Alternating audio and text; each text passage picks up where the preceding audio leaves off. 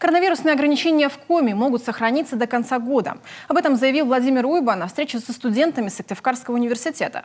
Они спросили главу Коми, когда снова начнутся массовые мероприятия, по которым в университете очень скучают. Владимир Уйба объяснил, что для возвращения к доковидной жизни необходимо привить как минимум 60% населения, а этот процесс может затянуться. Мы до конца года, за 10 месяцев можем привить 200, максимум 300 тысяч. Да? Это мы только подойдем к тем расчетным, о которых я сказал, 360-400.